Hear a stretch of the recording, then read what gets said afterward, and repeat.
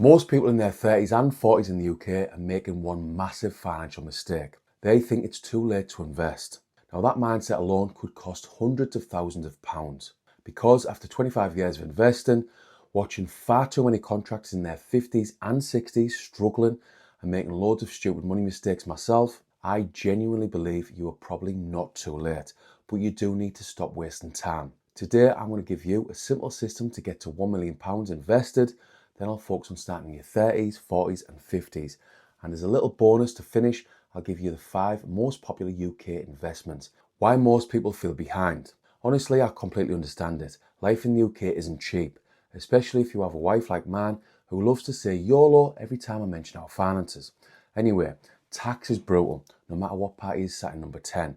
Food costs a fortune, council tax keeps going up, energy bills are a joke. And a big part of that for me here in the UK is that we are so dependent on other countries. Now, a bit off topic, but do you think we should make the most of the North Sea in terms of oil and gas? Let me know in the comments. Right, back to investing. When people ask me, how am I supposed to invest? I do get it, I totally get it. But here's what I've noticed after 25 years. Most people don't fail. Not fail, I mean struggle. They don't struggle because they don't earn enough. Most struggle because nobody ever taught them. Nobody taught them how money actually works. And this one for me is personal because I think about my dad. Watching him struggle in his early 60s is hard. He works hard, always has. Good jobs over the years, really good money earned. But to my knowledge, very little investing. In fact, he's probably never invested, if I'm being honest. Very little retirement planning. He's got a few workplace pensions, but that's about it. What if somebody had just taught him about investing, about money? What if somebody had just said, invest £500 a month, that's it? Because if he'd invested £500 a month into something like the S&P 500 over 30 years, he'd likely have over £1 million today. Retirement sorted, no stress, total financial freedom. That's why I care so much about this channel, because financial education changes lives, changes the game. What people get wrong about £1 million. Now let's talk about the £1 million question. Literally, most people hear 1 million and start and instantly think impossible, no chance. That's rich people money. But here's the thing, 1 million today isn't what it used to be. In many parts of the UK, a normal detached house is heading towards £500,000. Pensions aren't what they used to be.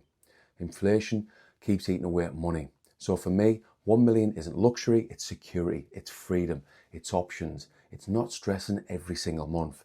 Before we get to a simple system to reach £1 million invested, do you think 1 million is enough to give you financial freedom? Let me know below and I'll tell you what I'd do with £1 million in 2026. The UK £1 million system. So if I was starting late, here's roughly what I'd do. Because complicated investing normally loses people money. Simple investing normally wins. And simple is what this channel is basically about. Step 1, learn about index funds. Before you invest a single penny, please understand what you're buying. This is where loads of people go wrong. They jump on a trading 212 or listen to some lad at work or some bloke on TikTok shouting, this stock or crypto is going to explode. Personally, I'd spend a couple of weeks learning about index funds. Why? Because for most normal people, they're probably one of the easiest ways to invest. Instead of trying to pick winning stocks, winning companies, you buy hundreds, sometimes thousands, all inside one fund. Simple, diversified, low stress, and historically very hard to beat over the long term. Step 2, learn how to actually invest. Now this sounds stupidly obvious, but loads of people never get past this point. They think investing is complicated, but honestly, once you understand it, it's actually quite simple. For most people in the UK, you're looking at things like a stocks and shares ISA or maybe a SIP, and platforms like VANGUARD are popular because they're simple and low cost. Now as always, this is not financial advice, I'm just trying to help with my experience. Step 3, choose your index fund. Now here's where people massively overcomplicate things. You don't need 50 odd investments. You definitely don't need to stare at charts literally all day. Personally, I like boring investing, things like global index funds and the S&P 500. This type of investing is the type that lets you sleep at night. There are loads of options, but sometimes one simple low-cost global index fund is enough. Simple wins. You've probably guessed I like simple investing. Step 4, find your retirement number. Now here's the big one.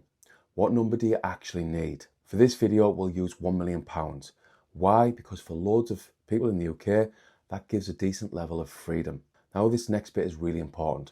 Most people think if I get £1 million, I'll spend 1 million. No, that's not the point. The goal is income. This is where something called the 4% rule kicks in. If you had £1 million invested, you could potentially withdraw around 4% per year. That's around £40,000 per year in income without destroying the pot. Step 5, invest X amount every month, long term. Now this is the boring bit, but it's the bit that actually works. Invest consistently every month for years, decades ideally, and let compound interest do the heavy lifting. No excitement, no gambling, no trying to get rich quick. Just consistency, because after 25 years of investing, making far too many mistakes, watching contractors, as I've said, in their 50s and 60s full of regrets, this is what I genuinely believe. Slow, boring investing normally wins. The hardest bit, starting. The second hardest bit, sticking with it when life gets expensive, when it gets hard. But if you can do it, you massively improve your chances of financial freedom. If you want £1 million, you invest £500 a month for like 30 years. Now, I've basically rattled through that 5-part plan to £1 million invested. But if you want this info in greater detail, see below for a 5-part playlist. Basically 5 10-minute videos. All I would say is to take some notes so the info actually sinks in. Starting at 30, this is probably the bit you clicked for. How much do I need to invest? Let's, as always, keep the maths simple. Let's assume average long-term returns of around 10%. Now, if you start at 30, you roughly need to invest around £500 per month for 30 years. That gets you somewhere around the 1 million mark. And honestly, for many people, that's achievable. Starting at 40. Now, this one matters because I know loads of you watching this video are probably in your 40s. You feel behind, you're panicking a little bit. And if that's you, please listen carefully. 40 is not too late, but you do need a bit of urgency. At 40, you've still got 20, maybe 25 years of investing. That's loads of time. If you invested roughly £1,000 per month, if you can afford it, you've still got a realistic chance of 1 million, especially when combined with pensions, ISAs, employee contributions, compound growth. Now, you might have a few rental properties. Hopefully you get the point. And please don't sit there beating yourself up. I could sit here all day regretting stop investing at 18, regretting 2010 and 2011 when I lost our life savings, regretting stupid decisions, mistakes before 2019, but regret changes nothing. Action changes everything. Starting at 50. Now, I'm going to be honest, 50 is harder. I'm not here to lie, but harder doesn't mean impossible. Maybe 1 million becomes a bit ambitious. Maybe your focus changes to like, how do I create financial freedom? How do I stop worrying? How do I retire with dignity? Because honestly, you don't necessarily need 1 million. You need enough. Enough to remove stress. Enough to have options. Enough to avoid struggling. And if you're 50, you still have time to massively improve your situation, especially if you focus hard for like 10 to 15 years. Now it's time for a little bonus that I mentioned at the start. 5 investments to consider. Here are the 5 most popular index funds UK investors tend to talk about, plus a simple explanation of why people actually like them. 1. The Vanguard FTSE Global All Cap Index Fund. Why people like it. This is probably the favourite set and forget fund for the majority of UK investors. You're buying thousands of companies around the world in one fund, in the US, the UK, across Europe, Japan, and even emerging markets. So instead of betting on one country or like one company, you want a bit of everything. It's really good for people who want maximum diversification and simplicity. If I wanted one boring fund for 20 or 30 years and didn't want to think too much about it, this would be right at the top of my list. 2. The Vanguard Life Strategy 100% Equity Fund. Why people like it. This one is really popular with UK beginners because it's simple and diversified. It owns thousands of companies, again in one fund globally, and automatically keeps everything balanced. This is the fund I've invested into since 2019 for my 2 teenage daughters. It's good for beginners who want one fund and no stress. 3. The Vanguard S&P 500 UKITS ETF. Why people like it? This tracks the 500 biggest companies over in America. Think Apple, Microsoft, Amazon, Google, Nvidia, etc., etc. Historically, US markets have performed really strongly, but it's less diversified than a global fund because it's mostly America. It's good for people who believe the US will continue dominating long term. Now, if you really believe America will stay strong over the next 20 or 30 years, loads of investors simply buy the SP 500 and leave it alone for the HSBC FTSE All World Index Fund. Why people like it?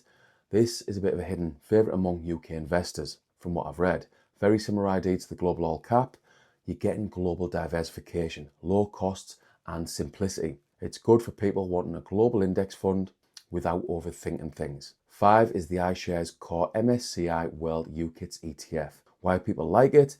This gives exposure to developed countries, again around the world. Lots of global companies, but generally excludes emerging markets. Popular because it's diversified, again low cost, and with this one easy to buy on UK platforms.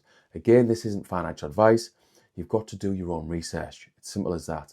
But if you sat there thinking investing is complicated, loads of normal UK investors simply buy one low-cost index fund every month and leave it alone for like 20 or 30 years. And as I keep saying, boring investing normally wins. Summary. Let me finish with this. If you're sat there thinking, I'm too late, please listen. 30 isn't too late. 40 isn't too late. Even 50 isn't too late. The biggest mistake is never starting. Now, I can't change stopping investing at 18. I can't change the stupid decisions I've made, the losses, the wasted years. But what I can do is never repeat them and hopefully help you avoid them. Because if somebody had explained investing to me properly years ago, things would have looked very, very different. So my question is this. Questions. How old are you? And how much are you investing every single month? Let me know below in the comments. And if you want help learning how to invest step by step in the UK using simple low-cost index funds, help with how to reach £1 million invested, see below for my full 5-part investing playlist where I break everything down step by step.